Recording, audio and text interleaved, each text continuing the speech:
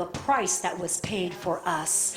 Daily to remember that this was not an easy task. He went willingly, but it doesn't mean it was easy. It was very difficult. But we serve a God of abundant love, a God that says, I love you too much to not allow my son to do what he did. I love you too much. I'm not going to leave you in the position and the condition that you're in because I love you too much. So when we think about the work on the cross, and we think that he went so willingly, what happens to our hearts? But it's like our hearts become undone. They just become so undone because he captures our hearts with his eternal love. His immutable heart, he never changes. Doesn't change. He's the same yesterday, today, and forever. And so here in this passage, it says, verse 28, Father, this was what he said to the Father, glorify.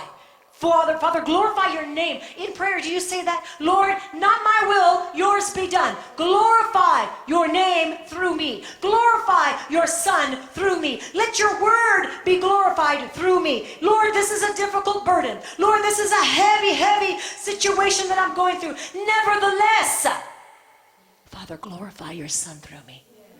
Let me bring you glory in and through it.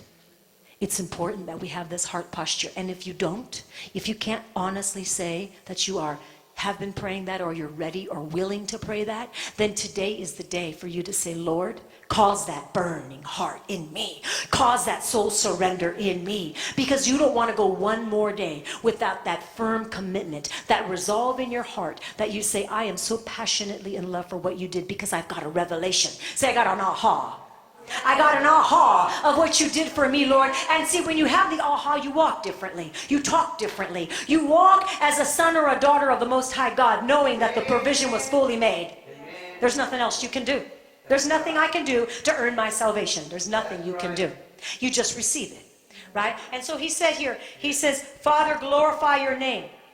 Listen to this. Then a voice came from heaven. Do you not think that God wants to speak to you in your most difficult time of need? A voice came from heaven saying, I have both glorified it and I will glorify it again. Oh, Jesus. Therefore, the people who stood by heard it. The people heard the voice of God, and they thought that it had thundered. They thought, what was that? Was that thunder? And then some thought it was an angel. Was that an angel? What was that? But the point is, God spoke to his son, Jesus, whom also is God. And he spoke audibly that the others heard something. They thought it was either thunder, they thought maybe it was an angel, but the audible voice of God was present for all to hear. Powerful. It's powerful when you think about this. God is the same. And it says here in verse 30, Jesus answered and he said, this voice did not come because of me. In other words, I didn't need him to confirm this for me because he's God. Remember, I already know. He said, but it was for your sake. It is for your sake. How many times do you go through a difficult situation? You go through a valley and then God reminds you of his word. He reminds you of his word for your sake. Because it's for our sake that he wants us to be raised up into the high places of God, into the high callings of God. It's for your sake because ultimately we get to give him glory, and he knows that because he knows I've chosen you because you're my chosen one. And I know that I can entrust you with more. And so I'm going to lift her up. I'm going to raise her up as she calls on the name of the Lord, her God. And as she does that, I'm going to speak to her. I'm going to put her in remembrance because the voice of God is speaking. We know God speaks through his word. We know God speaks through various means, right? But in this case, it was an audible voice.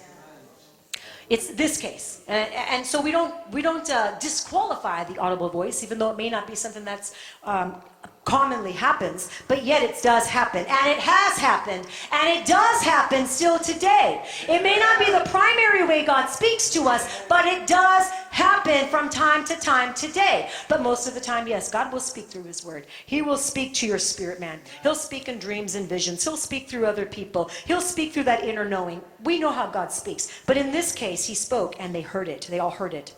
And so Jesus said, this voice didn't come because of me. It came for your sake. Verse 31, now, that Jesus says this, now is the judgment of this world. Remember now, you guys, Jesus was about ready to be crucified and he knew it. And so he says, now is the judgment of this world. Now, therefore, it says, the ruler of this world will be cast out. He knew the battle that he was going against. He knew the wickedness in high places that were trying to mess up the plan of God. But he knew his power was in staying in divine union with his God, whom he is too. Go figure. But at the same time, it's an example for us.